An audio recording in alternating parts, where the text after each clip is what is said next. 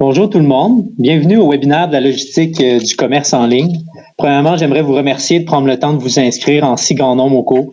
On est content de promouvoir la fonction logistique. C'est toujours positif de voir que la communauté répond bien à nos initiatives. Donc, on le sait, la logistique est souvent perçue comme une considération secondaire dans les entreprises, mais c'est vraiment en cas de crise actuellement qu'on peut voir que finalement, la logistique, c'est vraiment important. Donc, la chaîne d'approvisionnement et la gestion des stocks actuels avec les équipements de protection, on peut voir que ça crée beaucoup d'enjeux. Au niveau du webinaire aujourd'hui, voici quelques points importants à prendre en considération. Premièrement, le webinaire sera enregistré et téléchargé sur notre site web de gclgroup.ca. Deuxièmement, coupez le son de votre micro et votre webcam pour éviter toute distraction. Aussi, encore plus important, n'oubliez pas de consulter nos autres formations et webinaires. Malheureusement, actuellement, tous nos webinaires sont complets, mais vous pouvez nous suivre sur notre page LinkedIn de GCL Group pour avoir les prochaines dates. Ensuite, pour ce qui est de la période des questions, ça sera à la fin. Donc, on va se garder un 10-15 minutes à la fin. Vous pouvez écrire vos questions dans la barre de conversation de Google Hangout pour les noter. Alors, qui suis-je? Mon nom est Antoine Grandmaison et je suis actuellement conseiller logistique chez GCL. Donc, au travers des mandats, j'ai eu la chance, entre autres, de mettre en place des nouveaux aménagements, implanter des systèmes d'information, réviser des processus opérationnels et revoir des réseaux de distribution. Plus en lien avec le cours d'aujourd'hui, juste mentionner que GCL a eu la chance d'être un partenaire du CQCD, qui est le Conseil québécois du commerce de détail. On les a supportés dans leur projet de support au virage numérique des détaillants québécois. Les entreprises avaient droit à toutes sortes de contenus sur le commerce en ligne, comme le marketing, la présence en ligne, la gestion des fournisseurs. Et de notre côté, nous, on s'assurait de recommander aux compagnies comment organiser sa logistique pour accommoder le commerce en ligne. Donc, le cours que vous écoutez aujourd'hui fait état des meilleures pratiques qu'on juge les plus pertinentes face à l'expérience qu'on a eue avec ces détaillants québécois. Aussi, pour finir, j'ai travaillé comme superviseur dans un entrepôt et intégrateur de système de gestion d'entrepôt de WMS. Donc, ceux qui sont inscrits au webinaire WMS auront la chance de m'écouter le 5 mai. Puis, si jamais vous n'avez pas eu de la place pour ce webinaire-là, restez branchés à la page de GCL pour les prochaines dates. Donc, qui est GCL? J'ai vu beaucoup dans les inscriptions, la majorité, c'était des noms qu'on connaissait. C'est des gens qui font partie de notre réseau, qu'on connaît bien au travers de nos conférences et les Lunch and Learn qu'on organise. Pour ceux qui ne connaissent pas GCL, rapidement, c'est un cabinet de conseil en logistique et chaîne d'approvisionnement. Et on accompagne nos clients au travers de réalisation de leurs projets logistiques. Donc, la fonction d'achat, planification de la demande, l'optimisation des réseaux de distribution, transport, la logistique et distribution dans les 4 murs de l'entrepôt, l'intégration des systèmes d'information, formation et coaching. Aussi, GCL, c'est plus de 3000 projets en logistique étalés sur 35 ans d'expérience avec une présence internationale avec des bureaux à Paris, Montréal, Casablanca, Sao Paulo et Miami. Alors, les sujets qu'on va aborder aujourd'hui, premièrement, on va mettre en contexte le commerce en ligne et les enjeux logistiques liés à ça. Aussi, avant de se lancer dans les meilleures pratiques, on va essayer de positionner son terrain de jeu, comprendre nos systèmes, les items et les processus actuels. Ensuite, on va être bien équipé pour parler de la préparation de commandes, des meilleures pratiques sur les processus opérationnels informationnels. Et on va identifier les modules d'entreposage et zones d'emballage nécessaires dans son entrepôt pour le commerce en ligne, démêler les niveaux de service et les frais de livraison qui vont maintenant dans tous les sens. On a vraiment toutes les offres disponibles dans le marché. Et puis, si jamais la présentation vous donne un peu un mal de tête, on va parler aussi d'externaliser ces produits. Donc, faire confiance à des partenaires pour l'exécution de la logistique. Alors, pour comprendre le contexte du commerce en ligne, en fait, il faut se poser la question, pourquoi c'est un sujet qui fait couler autant d'encre depuis les 20 dernières années? Mais en fait, c'est assez simple. C'est un concept qui change complètement les habitudes de consommation des consommateurs. On peut magasiner dans le confort de notre salon tout en ayant une expérience gratifiante et une livraison à la porte. Alors, dans cette partie-là, on va se concentrer sur définir ce qu'est le commerce en ligne, l'historique, le contexte québécois avec quelques statistiques et les enjeux logistiques. Bon, ça, c'est une citation qui sort du dictionnaire. Essentiellement, le commerce en ligne est l'activité économique par laquelle une personne propose ou assure à distance et par voie électronique la vente de biens ou de services. Pour nous, c'est quelque chose qui ne veut pas dire grand-chose. Alors, GCL est arrivé avec sa propre citation de commerce en ligne, qui est plutôt le commerce en ligne est l'activité économique par laquelle un logisticien doit planifier pour la préparation de commandes en unité à une vitesse record, tout en synchronisant l'inventaire en ligne.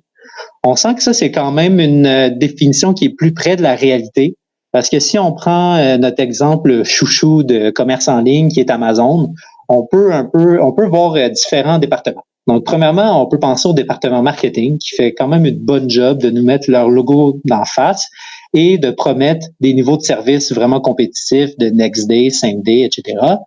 On a aussi le département des achats qui s'assure qu'on peut absolument tout acheter sur Amazon, peu importe ce que vous voulez. Votre réflexe, ça va être d'aller sur Amazon et de taper votre produit, vous allez le retrouver.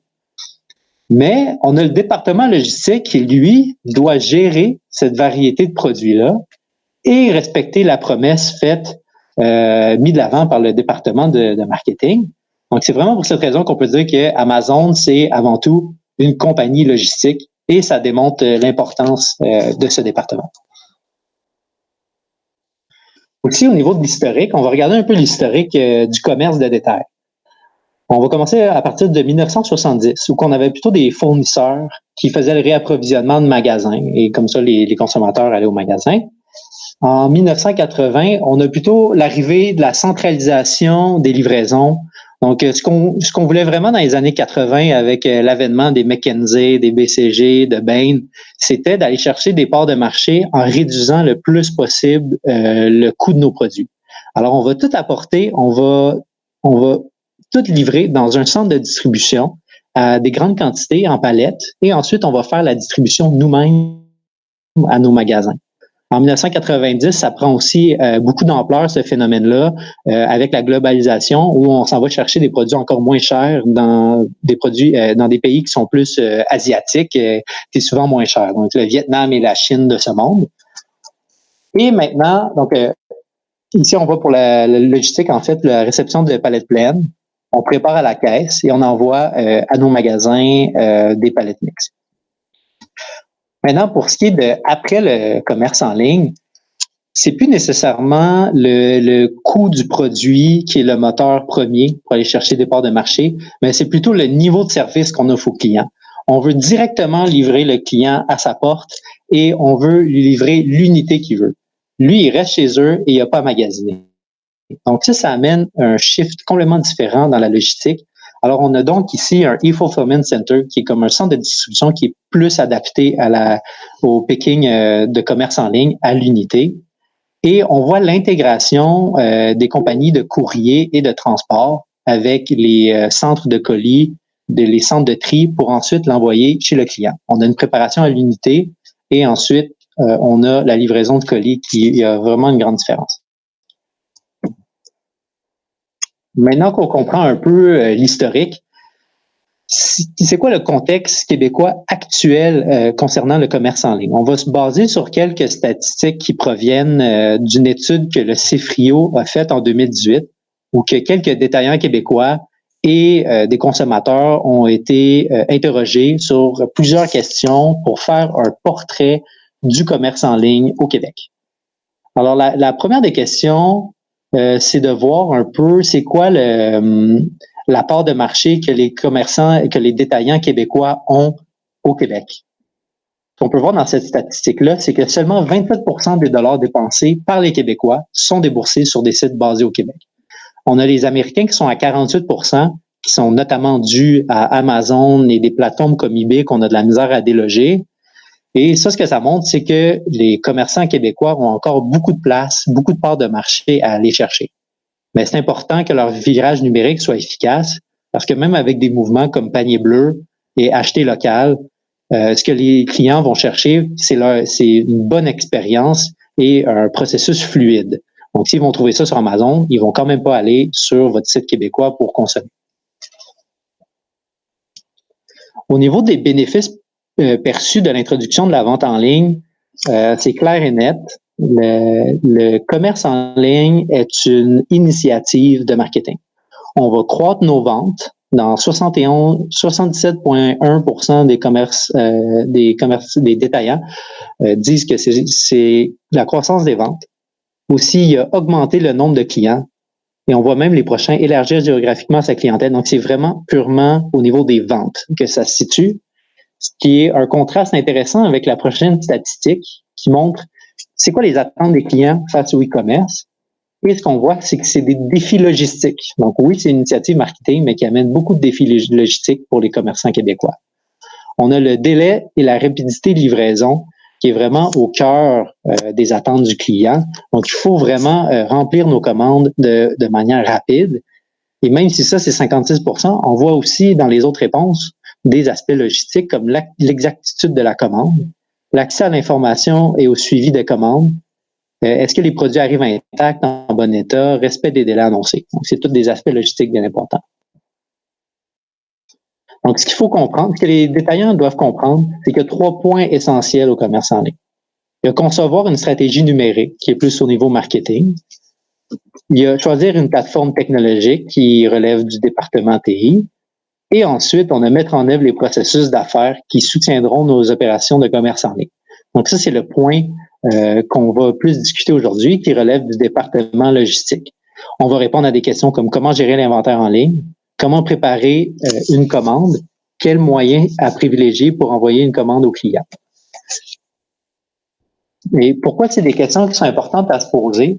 Parce que il y a plusieurs enjeux logistiques à pas oublier quand on se lance dans le commerce en ligne. Faut pas oublier que c'est des petites commandes. On a en moyenne 1,6 unités par commande. Ça, c'est des données qui proviennent d'un centre de distribution d'Amazon. Il faut faire attention aussi aux délais de livraison qui peuvent être assez compétitifs là, avec le lendemain ou même le même jour. On peut aussi avoir une grande variété de produits en comprenant bien le principe de long tail. On va présenter des produits dans notre site web. Ça ne nous coûte pas bien cher de les mettre sur notre site web. Donc, on peut aller chercher des pourcentages de vente additionnels en ayant plus de produits sur notre site web. Et bien sûr, il y a la saisonnalité qui amène une volatilité dans les ventes. On peut aller jusqu'à 500% de ventes additionnelles dans des fêtes comme le Cyber Monday, le Black Friday ou même Noël. Fait que c'est avec ce contexte-là que il faut bien être en mesure aussi de comprendre son terrain de jeu. Puis ça, c'est pas nécessairement juste au niveau du commerce en ligne, c'est vraiment dans tous les projets que vous lancez dans votre entrepôt. C'est difficile de trouver une solution adéquate si vous connaissez pas l'actuel. Et ça, on le voit fréquemment dans nos projets, que le client n'a pas toutes les informations sur ses propres données et ses processus. Donc, on l'accompagne là-dedans. Donc, connaître son terrain de jeu, c'est quoi? C'est connaître ses produits, ses prévisions de vente, puis ses opérations. Au niveau de connaître ses produits, c'est au niveau du commerce en ligne, on va souvent parler de la préparation à l'unité. C'est ça vraiment un moteur qui va changer. Mais il faut savoir de quelle unité on parle. Alors, le premier point, c'est que l'équipe logistique doit faire partie de la discussion de la mise en ligne des produits. Parce que dans un entrepôt, c'est vraiment pas tous les produits qui sont équivalents. Ça dépend de la catégorie des produits, du dimensionnement, de la volumétrie.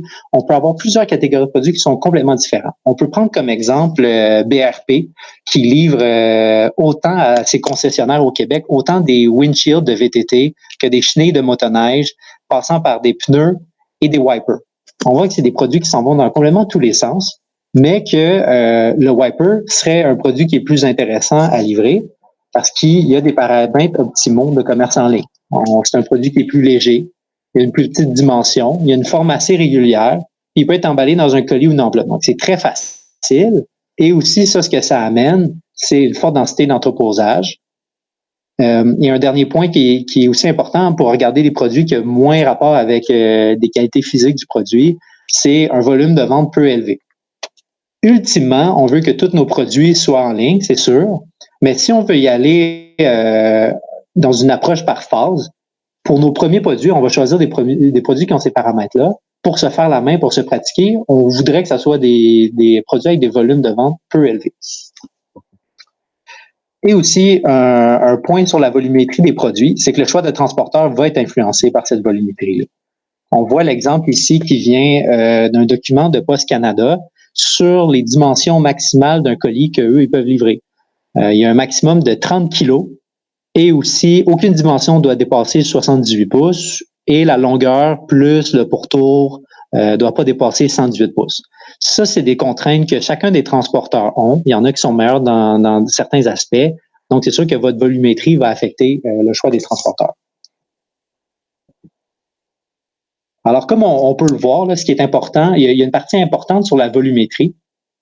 Et ce qui dit volumétrie dit fichier mètre de données. Et ce qu'on a vu par expérience, c'est vraiment que nos clients avaient de la difficulté à nous donner les informations de volumétrie, ce qui est très utile pour, premièrement, l'aménagement de l'entrepôt, mais aussi pour les paramètres de livraison, c'est un aspect qui est important. Donc, on leur suggère fréquemment l'utilisation d'un Cubiscan qui peut être soit loué pour une période de temps pour prendre le volume de chacun des produits. Et comment ça marche, ce produit-là? On met le colis, comme on le voit sur cette image-là. On va prendre la longueur, largeur, hauteur, le poids, et ça va se mettre dans une base de données. Et après ça, on peut passer à un autre produit. Donc, on peut faire ça avec nos produits entreposés. Et après ça, quand on reçoit des nouveaux produits, on va le faire au compte-gouttes.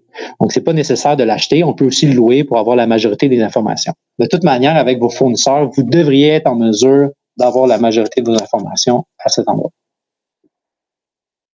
Bon, maintenant, au niveau des prévisions de vente, c'est bien beau savoir quel genre de produit on livre, mais il faut aussi savoir c'est quoi la prévision de vente liée à ça. Donc, c'est un exercice qui est plus au niveau du département des ventes, mais il y a deux points principaux qui aident à la décision. Ben, c'est si votre visibilité numérique présentement est très faible, ben, vous pouvez vous attendre que votre lancement en ligne, ça ne sera pas extraordinaire. Vous allez avoir quelques ventes, et ça va augmenter au fil du temps. Donc, vous n'avez pas nécessairement besoin de changer du tout au tout vos processus. Ça va être une approche un petit peu plus délicate. Mais si votre stratégie de marketing est vraiment au cœur du numérique, vous avez des influenceurs sur Instagram, vous avez une bonne présence sur les réseaux sociaux, ben, de faire un lancement en ligne, vous allez avoir plus de visites et là, ça peut partir un petit peu plus fort. Et c'est à ce moment-là qu'il faut vraiment se coller aux meilleures pratiques et de préparer son entrepôt face à ça. Donc, ce qu'on va demander, c'est de faire un exercice. Ce qu'on va demander aux ventes, c'est de faire un exercice pour savoir c'est quoi leur prévision de vente dans les premiers mois, tout en considérant que c'est un nouveau canal de distribution. C'est possible que ça soit pas exact, mais il faut quand même avoir certains chiffres pour savoir à quoi s'attendre et préparer de bonne manière. Mais quand on a juste des unités, il nous manque beaucoup d'informations au niveau des paramètres de commande.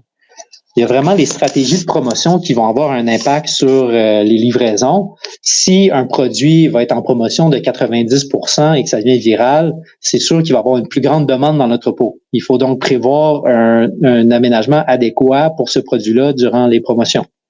Aussi, il y a le concept de produits complémentaires. Si on a des produits qui se vendent avec des pantalons qui se vendent avec des ceintures, ça pourrait être une bonne idée de garder un à côté de l'autre. On peut savoir de quelle manière les produits vont être affichés en ligne. Aussi, c'est quoi le panier moyen prévu, ce qui va avoir un impact sur le profil de commande. Ça peut être fait en regardant la gratuité qu'on offre sur la livraison. Si à un panier de 100 $, on offre une livraison et que nos produits en général coûtent 50 $, on peut s'attendre à avoir 2 unités par commande parce que les clients vont essayer d'optimiser ça et de commander le plus près possible de leur panier.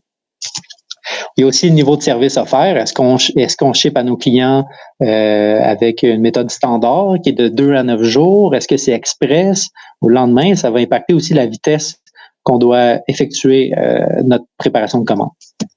Alors ici, on a un petit exemple d'un produit en ligne qui est un savon à main. Et on voit ici, ce qui est intéressant, c'est Pack of Three. Alors, c'est un produit qui est offert à l'unité sur le site web, mais il y a aussi le Pack of Three qui est disponible, donc en caisse. Ça, ce que ça veut dire, c'est si on le met en ligne disponible, il faut aussi qu'on prévoit une place dans notre zone de préparation de commande en ligne de ce produit-là. Aussi, on voit la mention que le free shipping avec des commandes au-dessus de 49 $. Le produit coûte 40 $ et on a une livraison gratuite à 49 $. On peut s'attendre à un peu 2 unités par commande. On va continuer le même exercice avec un autre détaillant québécois qui est ici, et on peut décortiquer ce qui est affiché sur sa page web en requis logistiques. On a premièrement ici livraison gratuite pour une commande de 100 $. Donc, ça impacte le profil de commande moyen. Livraison gratuite en magasin. Ben ça veut dire que eux, ils ont plus une vision omnicanal où que le client il peut commander à plusieurs endroits. Donc, pour la logistique, il faut être capable de prévoir aussi toutes ces livraisons vers les magasins et bien identifier nos produits pour savoir qu'en magasin, ben ce produit-là est dédié déjà à une personne. Il ne faut pas qu'il soit mis sur le plancher. On a aussi l'aspect des retours gratuits. Si on donne des retours gratuits, ça veut dire qu'il faut faire l'impression d'une étiquette de retour, le mettre dans notre colis et l'expédier au client. Donc, il y a une étape de plus à l'emballage de mettre l'étiquette de retour. On voit la variété des produits ici, X-Small, Small, Medium, qui est pour toutes les bonnes compagnies de fashion vont offrir ça sur leur site web, mais ça donne une idée de la variété des produits qui va être disponible. Et cette page est disponible parce que ce détaillant-là construit des kits, donc des looks différents avec 4 morceaux qu'on voit ici, chandail, short avec des souliers. Alors, ben, si on a à positionner ces produits-là dans l'entrepôt, bien sûr qu'on va essayer de les positionner ensemble. Même que s'il y a des tailles qui se vendent beaucoup plus que d'autres, comme Medium qui se vend plus que les autres, on pourrait même penser à avoir des pre-packs, donc mettre tous les 4 articles ensemble pour une préparation de commande plus élevée. Et une fois qu'on a ces produits, ces prévisions de vente, ben c'est aussi important de savoir qu'est-ce qu'on a actuellement qui pourrait accommoder le commerce en ligne. Avec un plan d'aménagement et les équipements d'entreposage et de manutention qu'on a, en ce moment, est-ce qu'on utilise des palettiers à simple profondeur, double profondeur? Si on a ça, ben, comment on peut faire pour être en mesure de piger à l'unité? Est-ce qu'on utilise des palettes jack pour faire notre prélèvement ou on a déjà des convoyeurs avec des chariots qui seraient peut-être plus adaptés à le prélèvement de commandes en ligne? Donc ça, c'est un aspect à comprendre. Et le deuxième aspect, bien sûr, c'est les processus opérationnels dans les 4 murs de l'entrepôt, ainsi que les fonctionnalités TI de WMS. Donc, on va quand même garder le canal de distribution qu'on a actuellement, parce que vous êtes tous en affaires actuellement, mais on va ajouter une partie additionnelle de commerce en ligne. Donc, c'est quand même important de savoir comment cette partie-là va s'agencer avec votre canal de distribution actuel, puis quelles sont les fonctionnalités TI qui sont plus portées vers le commerce en ligne. Alors, c'est important aussi de parler à votre fournisseur WMS pour voir les sortes de fonctionnalités qui sont disponibles.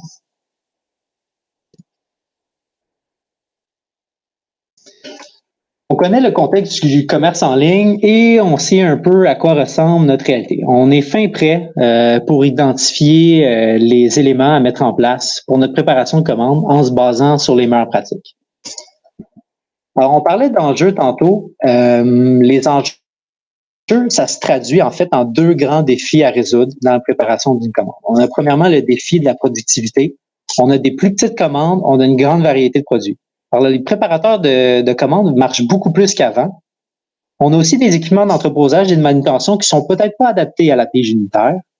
On peut se tourner vers des solutions d'automatisation, mais c'est dispendieux. Et aussi, il faut se questionner un peu sur notre chemin de pige pour s'assurer que ça soit bien efficace. Et d'un autre côté, on a le défi de la gestion de l'information parce que une plateforme de commerce en ligne, c'est une plateforme numérique. Ce qui dit numérique dit gestion d'information. Il faut avoir un bon lead time entre l'entrée de la commande dans le système et la livraison. Il faut que sur votre site web, vous ayez une bonne visibilité sur l'inventaire disponible. Et à l'inverse, dans l'entrepôt, vous devez avoir une visibilité sur la charge de travail parce que c'est vraiment important de ne pas laisser une commande pour arrêter trop longtemps, sinon vous pouvez perdre la fidélité de ce client-là. Il y a aussi la mise à jour de commande pour le client qui est intéressant. Donc, si lui est assis chez eux, il vient de passer sa commande, 45 minutes plus tard, vous lui annoncez que vous êtes en train de préparer sa commande pour l'avoir vécu personnellement, c'est impressionnant. Et il y a aussi l'intégration avec les différents systèmes. On va avoir une plateforme de commerce en ligne, mais il faut l'intégrer dans notre architecture de solutions actuelle. Mais ces défis-là, dans le fond, comment ça se traduit pour le client? C'est assez transparent. Donc, on peut le voir qu'il magasine en ligne sur son téléphone. Il va attendre devant sa télévision et quelqu'un va sonner et livrer le colis. Donc, pour lui, la vie est belle. Mais en dessous de ça, on a le processus de distribution qui est la réception des commandes en ligne. Il vient de passer sa commande. Donc, ça va dans le système. Il faut faire le lancement de vagues de commandes pour ensuite préparer les commandes. On va les emballer et les expédier finalement. Alors, on va aller au travers de chacune des étapes un à un. Alors, on a premièrement les réceptions de commandes. Alors, comment ça fonctionne? Si on se lance en ligne, on a une plateforme de commerce en ligne avec des exemples comme Magento, WooCommerce ou Shopify. Et ces plateformes-là, on appelle ça des Content Management Systems. On va afficher du contenu sur notre site web.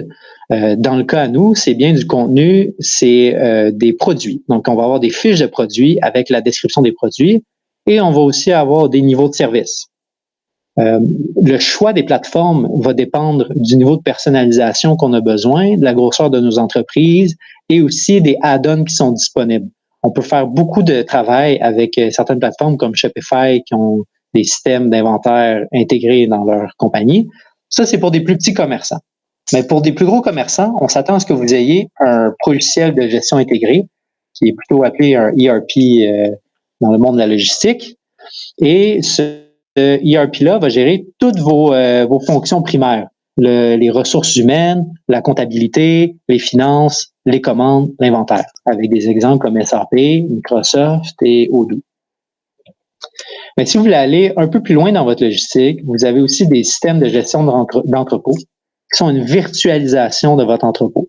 Vous avez vos localisations dans ce système avec les produits, les inventaires, toutes les transactions qui sont faites dans le système vont être ensuite ramenées dans les autres plateformes que je viens de mentionner. On a des compagnies comme Generix, HighJump et Texas pour en mentionner quelques-uns.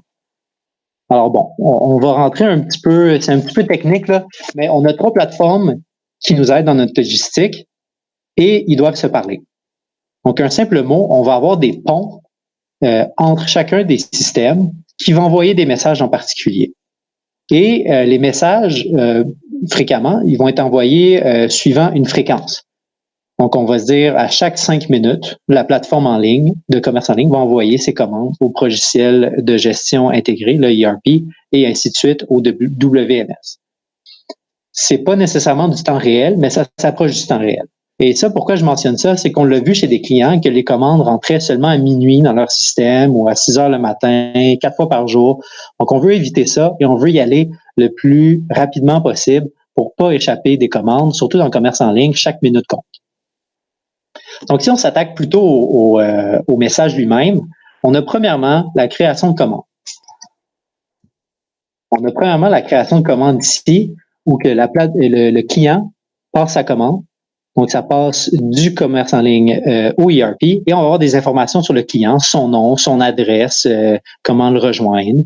On a aussi le point de collecte du produit. Est-ce que ça va être livré en magasin ou à son domicile? Bien entendu, les lignes de commande, c'est quoi qu'il a commandé, les produits et la quantité, et quel est le transporteur et le niveau de service choisi.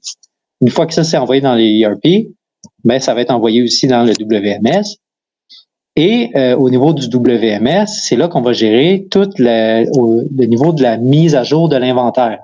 Toutes les confirmations de réception, d'ajustement d'inventaire, aussi de réservation de l'inventaire, confirmation d'expédition, c'est ce système-là qui va le gérer. Donc, à son tour, après avoir reçu les commandes dans son système, il y a un retour vers le ERP avec cette mise à jour de l'inventaire et aussi avec la mise à jour du statut de commande.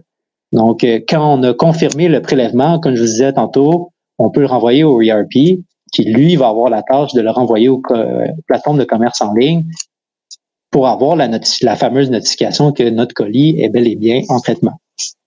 Et au travers de tout ça, il y a un gros point qui est aussi très important, c'est la mise à jour de l'inventaire de la plateforme en ligne. Il faut déterminer la quantité disponible pour le e-commerce. On ne veut pas avoir la possibilité de commander des produits s'il y a une rupture de stock actuellement. Donc, il faut avoir une bonne synchronisation de l'inventaire entre les systèmes.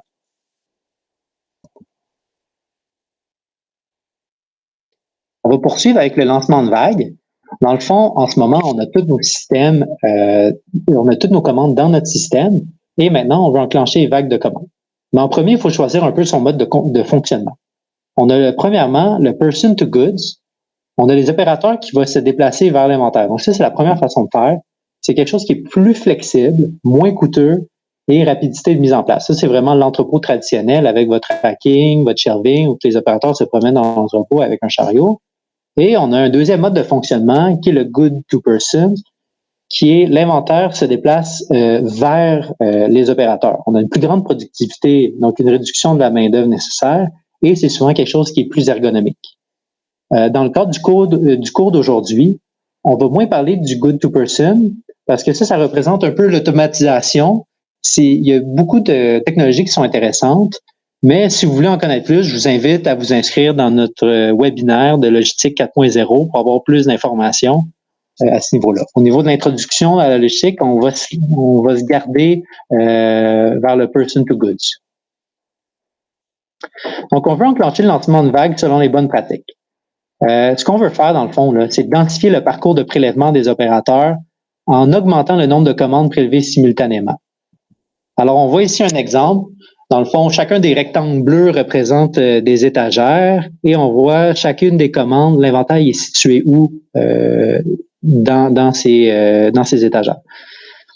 Si on fait un chemin de prélèvement de la commande numéro 1 qui est en rouge, on peut voir à la droite de la photo que c'est une distance de 432 pieds. Si on fait la commande numéro 2, on a 512 pieds. Alors, on s'entend que si on fait le prélèvement de 1 et ensuite de 2, on aurait la somme qui est de 944 pieds. Mais par exemple, si on est capable de piger les deux commandes en même temps, on aurait une distance seulement de 704 pieds à parcourir. Ça, c'est une différence de 30% avec le 944 pieds. C'est pour ça qu'il est vraiment important dans la productivité des opérateurs de réduire les pas en augmentant le nombre de commandes. Puis ça, c'est juste pour 2 commandes, on a 30% de gain. Imaginez si on est capable de avoir 25 commandes qu'on pige en même temps, ce qui est le cas de Dynamite, par exemple, et de Franken-Oak. Aussi, il faut définir un chemin de picking qui est optimal. Ici, on le voit, c'est un peu en forme de S où on commence en haut, on descend en bas, on remonte en haut. Ça, c'est bien, mais il faut aussi connaître qu'il y a certains systèmes comme des WMS qui peuvent permettre d'avoir un chemin de pige qui est plus dynamique et qui va nous sauver encore plus de temps au prélèvement. Et quelque chose à pas négliger aussi, c'est le positionnement des produits, ce qu'on appelle plus communément le slotting, qui se base sur la loi de Pareto, qui est que 20% de vos produits représentent 80% de vos ventes. Alors, on s'entend qu'on ne veut pas éparpiller nécessairement ces produits-là partout dans l'entrepôt parce qu'on va y aller très fréquemment. On peut les mettre dans une même zone. Il faudra juste faire attention au trafic créé par ces produits-là. On ne veut pas que tous nos opérateurs soient nécessairement dans la même zone. Donc, c'est bon de les éparpiller un peu, mais pas trop loin. Alors, quand on comprend que piquer plusieurs commandes en même temps est efficace, il faut maintenant comprendre le concept de lancement de vague. Quand on lance une vague, ce qu'on veut dire, c'est qu'on est en train de réserver de l'inventaire contre une commande dans notre entrepôt. Cet inventaire-là est plus disponible à la vente et est réservé pour cette commande-là. Alors, ce qu'on dit, c'est que pour une commande, pour une localisation, pour un produit, pour une quantité, on s'en va à tel endroit. Et ça, c'est ce qu'on appelle une ligne de prélèvement ou une pick line. Et le regroupement des lignes de prélèvement ensemble est une liste de prélèvement ou une pick list. Et ça, c'est le chemin que l'opérateur va faire dans l'entrepôt. Donc, pour optimiser un peu les mouvements dans l'entrepôt, on va s'attendre à accumuler le plus possible les commandes dans notre système et après, on va lancer une vague. Et plus on a accumulé de commandes dans notre vague, plus on va être capable d'avoir des mouvements optimaux. C'est sûr que ça, c'est bon si on peut se le permettre. Si on va avoir une plus grande réactivité, on peut faire plus de vagues plus rapidement avec une optimisation moins grande, mais quand même, on va répondre aux besoins du client. Et ce qu'on peut faire, c'est pour chacune de ces lignes de prélèvement-là, on peut les regrouper de différentes manières. Donc ici, je vous présente 5 façons de fonctionner. Il y en a une qui n'est pas affichée ici, c'est la plus connue, qu'on appelle le discrete picking. C'est qu'on va aller piger une commande à la fois dans l'entrepôt Ça, au Québec, on est très fort là-dessus, mais comme on le voit, pour le commerce en ligne, c'est pas ça qu'il faut faire. Il faut aller vers plus de commandes à la fois. Alors, pour expliquer chacun d'entre eux, je vais vous faire une image avec une situation qu'on connaît tous actuellement, c'est aller faire l'épicerie. Surtout en temps de confinement, si je vais aller faire l'épicerie pour ma famille, pour mes parents et pour mes beaux-parents. OK, premièrement, on a le cas du bulk picking, qui ça est pas trop, ne concerne pas trop le commerce en ligne, c'est plutôt du picking à la palette. Mais si on arrive à la métaphore de l'épicerie, on peut s'imaginer quelqu'un qui s'en va au Costco et achète une palette complète de papier de toilette et la ramène chez eux. Donc ça, c'est un. Pour ce qui est des singles, c'est toutes les commandes qui ont juste une unité, qui auraient juste une unité.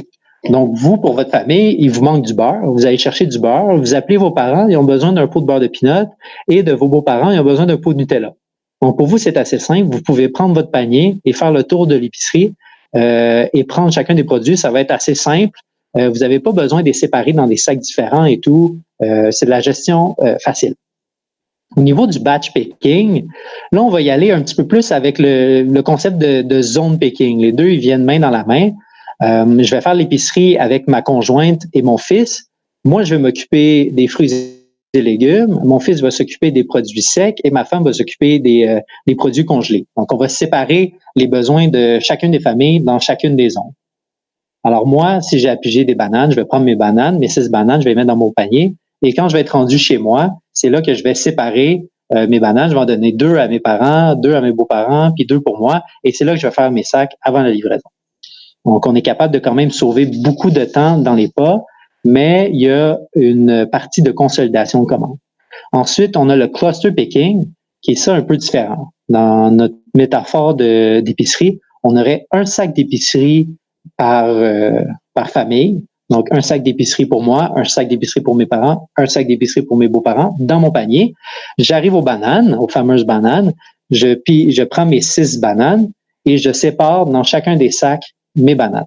Ça, ce que ça fait, c'est qu'ensuite, quand j'arrive à la caisse, je vais être capable de facturer et facturer par famille et mes produits seront déjà disponibles pour l'expédition. D'un côté, je fais tout l'épicerie, je vais marcher partout dans l'épicerie, mais mon assemblage va déjà être fait de mes sacs. Il y a aussi l'exemple de Shippable, qui dans un entrepôt, en fait, c'est des produits qui sont déjà disponibles à l'expédition. Des produits qui ont des emballages plus robustes, comme des barbecues, des produits de plus grande envergure, souvent n'ont pas besoin d'être emballés. On peut déjà générer l'étiquette d'expédition, le mettre sur la boîte et l'amener directement à la zone d'expédition en sautant l'assemblage. Avec notre métaphore d'épicerie, ça pourrait être un peu difficile. On pourrait voir un peu les produits préparés. Au lieu d'acheter les ingrédients, c'est des produits préparés qu'on peut directement donner à nos beaux-parents. Bon, ça, c'est les types de prélèvements de commandes. Ensuite, juste une petite note rapide sur le concept de cut-off de commandes. En ce moment, on vous parle de concepts qui peuvent vous sauver beaucoup de temps dans l'entrepôt. 10 minutes sur des commandes, 2 minutes. C'est de la productivité qu'on peut aller chercher. Mais il faut quand même comprendre qu'on prépare une commande pour ensuite avoir une cueillette faite par un transporteur ou un courrier, une compagnie courrier. Et puis si, par exemple, on n'a pas Post Canada qui vient chercher nos commandes à 4 heures et qu'on n'a pas fini notre commande, il faudra attendre encore un autre 24 heures le lendemain pour shipper notre produit. Donc oui, on est capable d'aller chercher des 2 minutes par-ci, par-là, mais là, on vient de perdre un 24 heures parce qu'on a perdu notre cueillette, notre temps de cueillette. Alors, il faut déterminer un bon moment de cut-off où on va être capable de préparer toutes les commandes d'aujourd'hui qui doivent être livrées aujourd'hui.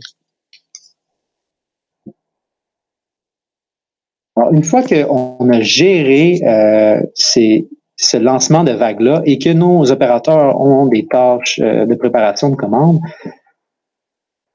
comment on fait pour prélever plusieurs commandes à la fois?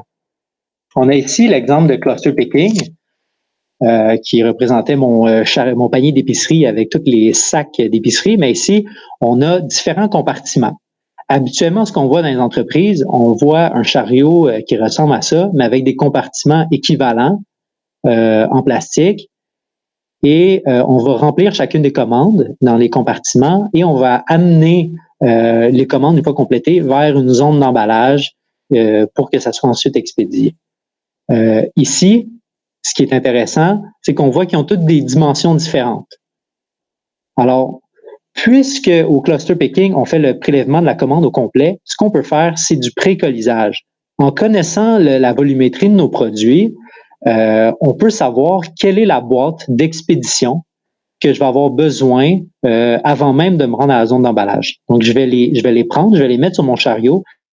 Je peux déjà générer mon étiquette d'expédition et ensuite, je vais faire le prélèvement. Je m'en vais dans une localisation, je vais piger les produits que j'ai besoin. Ensuite, je les donne au compartiment de Sally, de Martha et de Jerry. Je complète.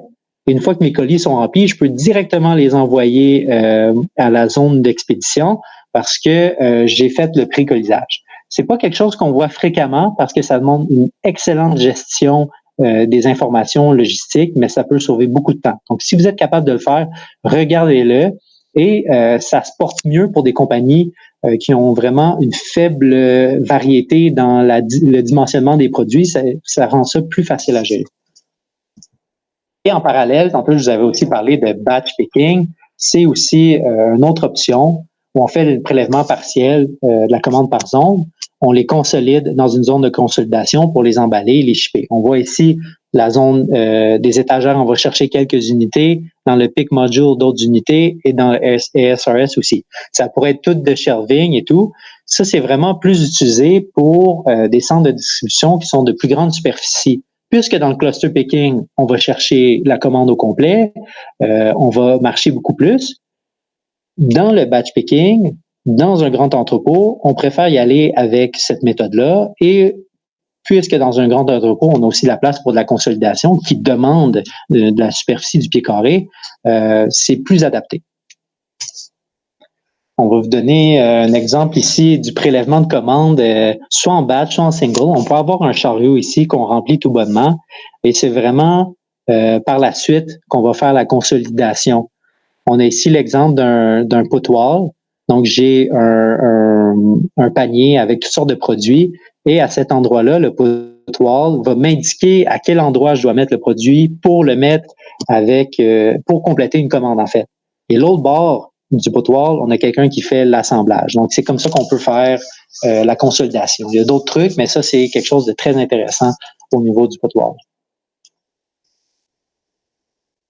Les bons équipements de manutention, mais aussi, il ne faut pas oublier la gestion de l'information au travers de tout ça. Puis les équipements TI vont aider à augmenter la productivité. On veut être capable dans l'entrepôt de diriger nos ressources vers le bon emplacement. Donc, il faut identifier nos localisations. Il faut être capable de les scanner. On veut vraiment une exactitude des produits. Il faut être capable de scanner la localisation, scanner le barcode sur le produit pour bien valider ces informations-là.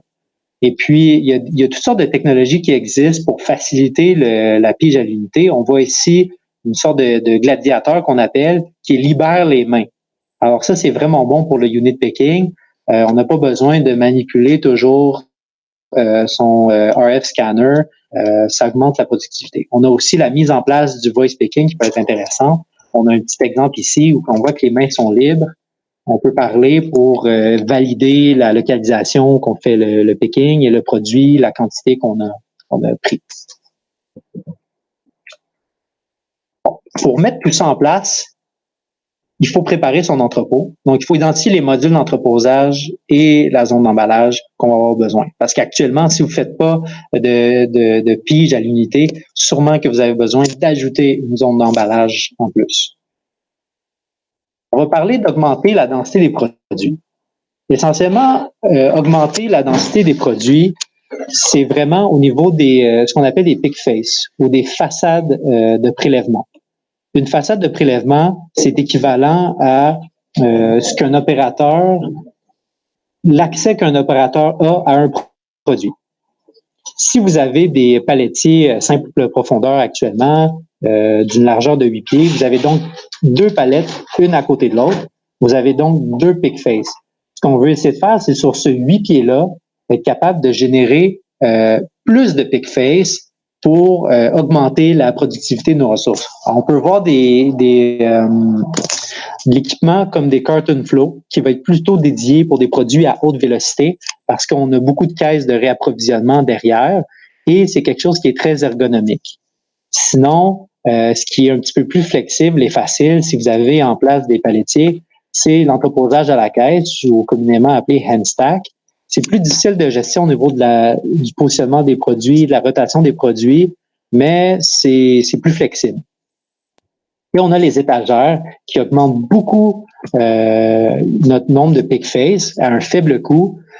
Malheureusement, on ne peut pas mettre beaucoup de produits dans une localisation, donc il y a énormément de réapprovisionnement à faire avec ce type d'équipement. Je vais pas m'attarder trop sur chacun des équipements d'entreposage. Je vous conseille aussi notre webinaire sur les meilleures pratiques en centre de distribution pour en connaître vraiment sur tous les équipements d'entreposage disponibles. Ici, un point sur le pick module. Puisque nos opérateurs qui vont faire du prélèvement de commandes à l'unité vont pas utiliser de chariot élévateur, vont pas utiliser la hauteur, mais on peut utiliser des sortes de mezzanines à plusieurs niveaux pour utiliser cette hauteur-là qu'on a dans notre entrepôt, pour pas seulement limiter à 8 pieds le prélèvement qu'on préfère.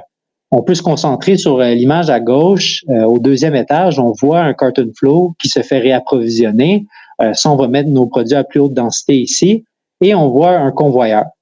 Donc, on va avoir notre tote en plastique sur le convoyeur. On va préparer notre commande en prenant des produits du case flow.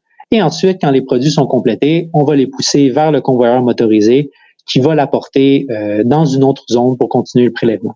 Et au troisième étage, on voit l'exemple plus d'étagères. Donc, ça, c'est des produits plus en réserve, qui bougent moins vite en haut. Bon, maintenant, notre commande préparée va se rendre à notre zone d'emballage. Si vous n'avez pas de zone d'emballage, là, il faut planifier une superficie dans votre entrepôt pour faire cette activité-là. Vous devez planifier le nombre de postes de travail que vous avez nécessaires avec une estimation de vos commandes en ligne ainsi que la productivité perçue au packing. Vous allez avoir une bonne idée de nombre de ressources que vous allez avoir besoin. Aussi, il faut penser de la manière que les produits vont être induits dans cette zone d'emballage-là. Est-ce qu'on va apporter les cartes de picking directement dans la zone d'emballage ou on va y aller avec un convoyeur? Donc, il faut penser à ces aspects-là. Aussi, quel est le type d'emballage et de remplissage de boîtes qu'on va utiliser et les équipements TI et outils utilisés. On a les ordinateurs, les imprimantes à étiquettes qui sont nécessaires, les tape guns pour fermer la boîte, des ciseaux. On a en haut ici sur cette table-là des diviseurs d'emballage démontés et du remplissage de colis. Donc ça, c'est tous des outils que vous allez avoir besoin sur votre table d'emballage. On voit ici l'exemple à gauche d'induction de Order Pick Cart, donc notre chariot de prélèvement qui va être apporté à la table d'emballage. On va l'emballer pour ensuite l'envoyer dans un convoyeur qui se rend dans une autre zone. Et à droite, on a cette demoiselle qui fait l'emballage du produit. Elle ferme son enveloppe, elle scanne son produit pour le valider. Ensuite, elle applique l'étiquette d'expédition sur l'enveloppe et l'envoie dans une autre zone. Alors de tout ça, il ne faut pas oublier les coûts d'emballage. Alors ça, on vous conseille d'opter pour des boîtes standards à haut volume. Les fournisseurs de boîtes d'emballage, ils ont beaucoup de formats qui sont plus populaires et ça, ils vont les vendre à moindre coût parce qu'ils ont un haut volume à ce niveau-là. Aussi, il faut optimiser les dimensions des colis. Comme vous pouvez voir dans la photo à droite, en bas, on voit il y a un fil simplement dans une boîte. Donc ça va nous coûter très cher de frais de livraison parce qu'on est chargé au dimensionnement et il y a aussi beaucoup de pertes là-dedans. Mais on veut quand même réduire la quantité des boîtes différentes qu'on utilise parce qu'il faut quand même faciliter la gestion de l'entrepôt. Donc c'est comme un peu un mal pour un bien. Des fois, oui, on va avoir plus d'espace dans notre boîte, mais il faut quand même réduire ce nombre de boîtes. Et il faut analyser les produits de remplissage disponibles. Est-ce qu'on met du carton là-dedans, du papier bulle? Donc, c'est des questions qu'il faut se poser au niveau des coûts, des produits qu'on veut livrer et quel genre de protection ont besoin. À droite, on peut voir des exemples de types d'emballage.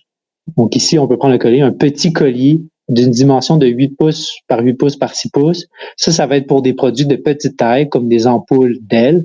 Et pour ce cas en particulier, on avait 1500 items qui étaient dans cette catégorie-là, qui représentaient un volume expédié de 31%. Donc ça, c'est quelque chose que vous pouvez faire avec vos prévisions de vente pour être en mesure de savoir environ quelle est votre consommation d'emballage et combien vous devez en garder dans votre entrepôt. Et vous pouvez déterminer un peu avec votre liste de produits quel genre d'emballage vous avez besoin.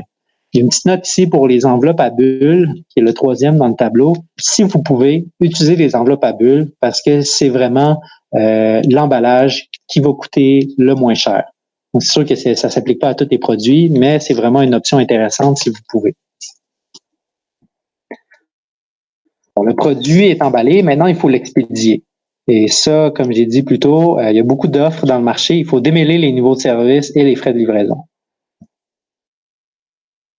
Alors, ici, au niveau des options, il y a les options de livraison de destination possibles. Est-ce qu'on livre à domicile? Est-ce qu'on livre seulement en magasin et les gens viennent chercher leurs produits? Ou on livre aussi dans des points de collecte? On a les différents niveaux de service aussi qu'on peut offrir, même jour, priorité, express, standard.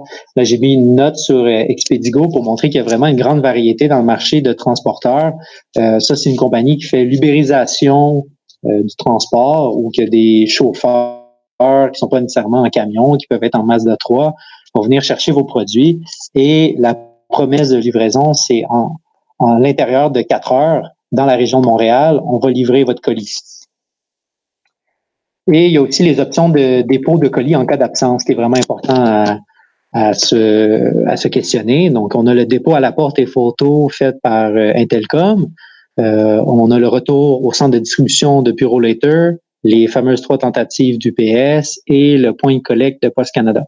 Au travers de ces 3 points-là, la question qu'on veut se poser, il n'y a pas de bonne ou de mauvaise réponse, c'est de se dire qu'est-ce qu'on veut offrir aux clients. Et ensuite, le choix du transporteur va en découler. Un dernier petit point au niveau de l'expédition, c'est aussi de planifier sa livraison en fonction des emplacements des centres de distribution et des magasins. Donc, on vous a donné ici un petit exemple, c'est un heat map avec toutes les destinations des commandes en ligne faites par un de nos anciens clients. On peut voir qu'il y a beaucoup de ventes dans la région Est, avec Toronto, Montréal, beaucoup de livraisons là. Leur centre de distribution n'a aucune difficulté à livrer dans cette région-là. Mais si on a beaucoup de ventes à Vancouver et qu'on a un magasin à Vancouver, on peut se questionner à se dire, est-ce qu'on va garder un plus grand niveau d'inventaire à Vancouver et que les livraisons vont être faites à partir du magasin. On va se sauver des coûts de livraison en faisant une tactique comme ça. Mais il faut quand même s'assurer que nos systèmes d'information nous permettent de rediriger les commandes au bon endroit. On a parlé des paramètres de livraison, mais il y a aussi les paramètres de frais de livraison qui vont impacter beaucoup notre choix de transporteur. Il y en a qui sont meilleurs dans certains domaines, ils vont nous offrir des meilleurs prix. Alors, on a la dimension et le poids du colis qui est bien important, aussi l'origine-destination qui vont être séparés en zones. Il y a l'aspect de frais d'assurance et de traçabilité. Souvent, ça va être quelque chose qui va être inclus dans le prix, mais pour certains produits de plus grande valeur, on peut dire 200 $ et plus, il peut être intéressant d'ajouter de l'assurance sur vos colis pour pas que ça vous coûte trop cher si le colis est endommagé. Il y a le niveau de service. Express va coûter plus cher que standard, bien évidemment. Et il y a votre volume de vente. Quelqu'un qui livre 200 000 colis va payer beaucoup moins cher pour les frais d'expédition que quelqu'un qui en livre 50. Vous pouvez vous promener sur chacun des transporteurs sur leur shipping calculator qui vous donne, dans le fond, la provenance de la destination. Vous pouvez mettre des codes postaux, la dimension de vos colis et il va calculer le tarif en fonction de certains niveaux de service. Ça ne prend pas en compte le volume de vente, donc c'est pas nécessairement le vrai montant, ça va être plus cher, mais c'est quand même intéressant de voir les différences entre chacun des services et des dimensions de produits. Et une fois que tout ça est analysé, mais vous avez des options de frais de livraison. Soit vous chargez les frais de livraison en temps réel, ça, si vous avez les plateformes des compagnies courriers et de transport bien intégrées à votre site web, les clients vont payer la totalité des frais qui sont les frais exacts. Sinon, si vous voulez que ça soit plus facile pour vos clients, ils rentrent sur votre site web, c'est marqué 10 de livraison, donc vous chargez un taux fixe d'expédition.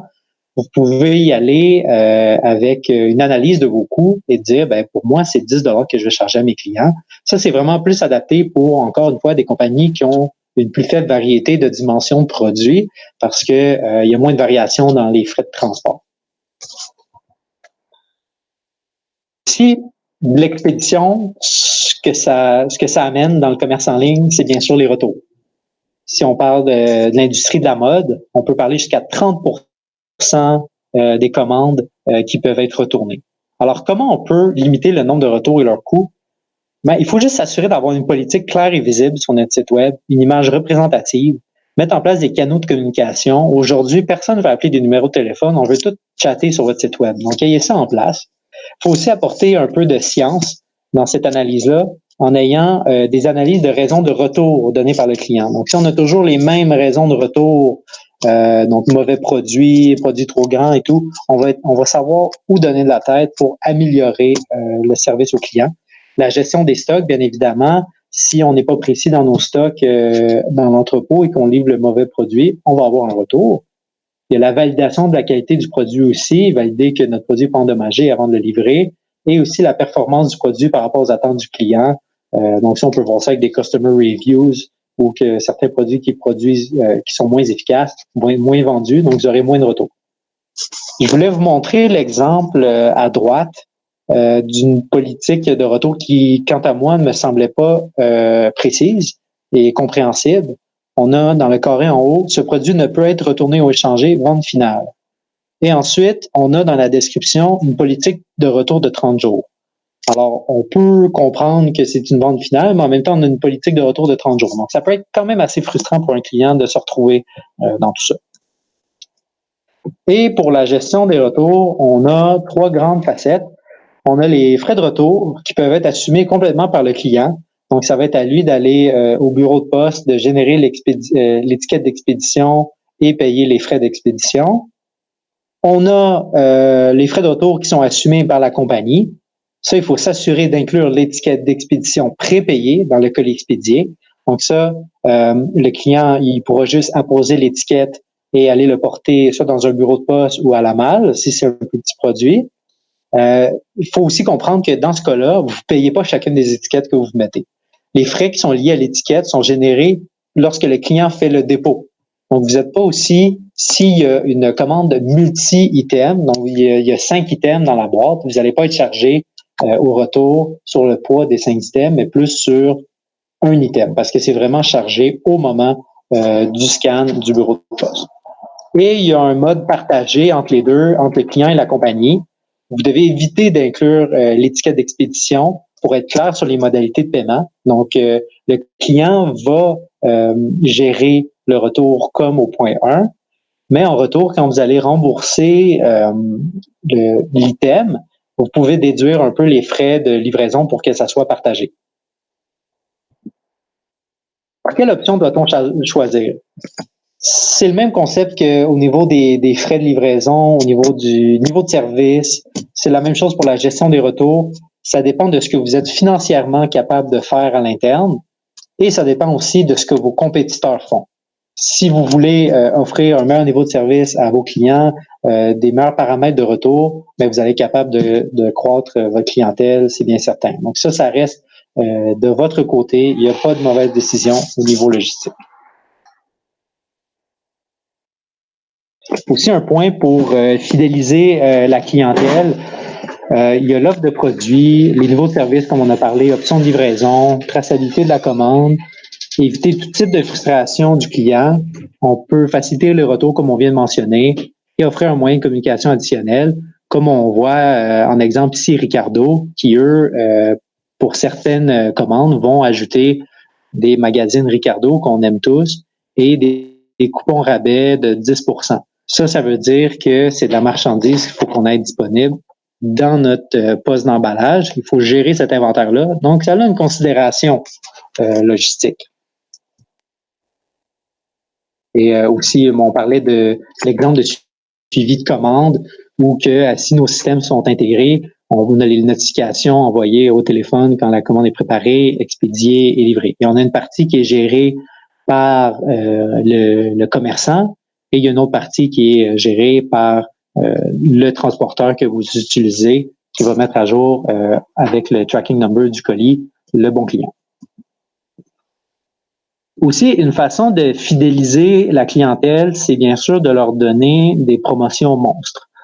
Et ça, c'est un bon moment de le faire durant le Black Friday, le Cyber Monday, Noël, la Saint-Valentin. En fait, on invente toutes sortes de fêtes maintenant pour faire des gros rabais.